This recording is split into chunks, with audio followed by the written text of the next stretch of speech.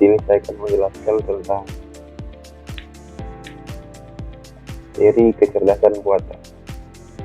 Termasuk saya slide yang pertama, mengantar mengapa kecerdasan buatan atau AI itu penting untuk kita.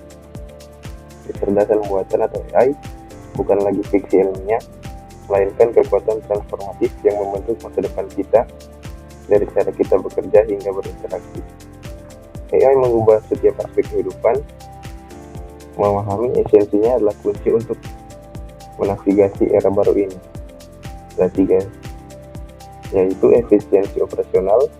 AI mengoptimalkan proses bisnis dan mengurangi biaya. Inovasi tanpa batas, membuka peluang baru di berbagai sektor industri. Dan ketiga, peningkatan kualitas hidup, meningkatkan layanan kesehatan, transportasi, dan banyak lagi. Kita masuk ke konsep dasar. Apa itu kecerdasan buatan? Kecerdasan buatan atau AI adalah cabang ilmu komputer yang berfokus pada penciptaan mesin yang dapat meniru perilaku kognitif manusia. Ini mencakup kemampuan belajar, memecahkan masalah, memahami bahasa, dan mengenali pola. Definisi intinya, sistem yang dapat melakukan tugas-tugas yang biasanya membutuhkan kecerdasan manusia, pembelajaran dari data, pengambilan keputusan, pemahaman, dan interpretasi. Ini adalah sejarah perjalanan AI mulai dari tahun 1950 sampai dengan sekarang. Lahirnya konsep AI, istilah kecerdasan buatan, disahkan oleh McCarthy pada konferensi Dartmouth tahun 1950 dan berkembang menjadi ke tahun 1980 oleh sistem pakar dan gelombang kedua, pengembangan sistem pakar yang melalui proses pengambilan keputusan ahli manusia. Tahun 2000, kebangkitan pembelajaran mesin, kemajuan komputasi dan data besar mendorong pembelajaran mesin, terutama deep learning. Dan yang sampai sekarang yaitu AI di mana-mana, dari asisten virtual hingga mobil otonom, AI menjadi bagian integral dari kehidupan sehari-hari.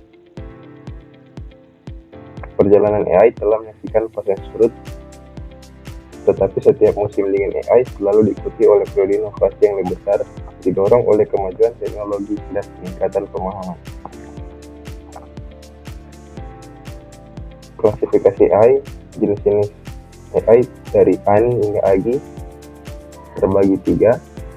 AI tidak monolit, ia hadir dalam berbentuk dengan tingkat kemampuan yang berbeda, yaitu ANI, Artificial Narrow Intelligence, AI yang dirancang untuk melakukan tugas spesifik seperti bermain catur atau mengenali wajah. Sebagian besar AI saat ini termasuk dengan kategori ini. Klasifikasi yang kedua, AGI, Artificial General Intelligence, AI dengan kemampuan kognitif secara manusia, mampu memahami, belajar, dan menerapkan kecerdasan pada berbagai tugas. Ini masih merupakan tujuan jangka panjang. Berikut yang terakhir, ASI, Artificial Super Intelligence, AI yang melampaui kecerdasan manusia di hampir semua bidang, termasuk kreativitas ilmiah, penalaran umum, dan keterampilan sosial. Inilah konsep teoretis. Berikut cara kerja AI, yaitu pelajaran dan jaringan saraf tiruan. Inti dari AI modern terletak pada algoritma dan data. Dua pilar utama adalah pembelajaran machine learning dan jaringan saraf tiruan atau neural network. Yang pertama, pembelajaran machine learning memberi mesin kemampuan untuk belajar dari data tanpa diprogram secara eksplisit. Machine learning memiliki 3 jenis utama, yaitu supervised learning, belajar dari data berlabel, unsupervised learning, menemukan pola dalam data tidak berlabel. Berikut yang terakhir, reinforcement learning, belajar melalui coba-coba dan umpan balik. Berikut yang kedua, jaringan saraf tiruan, terinspirasi oleh struktur otak manusia. NN adalah serangkaian algoritma yang mengenali pola. Deep learning adalah subset ML yang menggunakan NN dengan banyak lapisan. Contoh Berbagai aplikasi nyata AI di berbagai sektor kehidupan. AI sudah meresap ke dalam hampir setiap industri, mengubah cara kita hidup dan bekerja, baik di kesehatan, retail, transportasi, manufaktur, dan keamanan.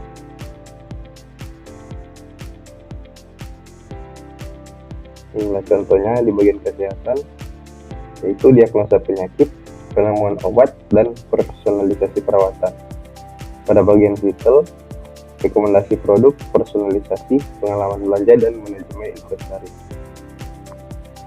Pada transportasi, mobil otonom, optimasi rute, dan sistem lalu lintas cerdas.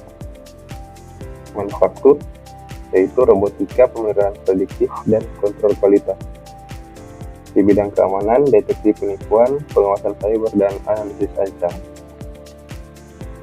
Dampak positif, manfaat dan dampak positif, kecerdasan buatan bagi masyarakat, yaitu 20% peningkatan produktivitas, pekerjaan berulang diotomatisasi, memungkinkan fokus pada tugas yang lebih kompleks.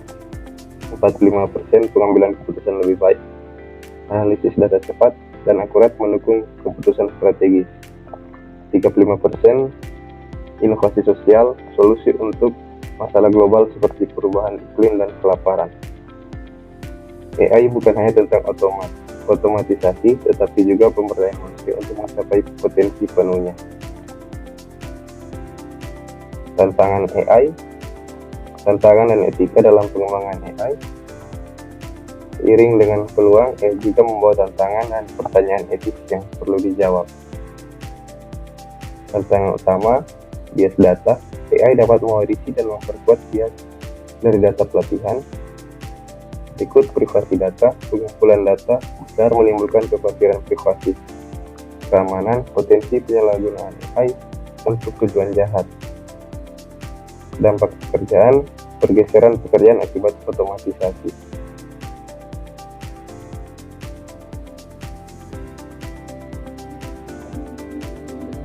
Berikut kita masuk ke kesimpulan.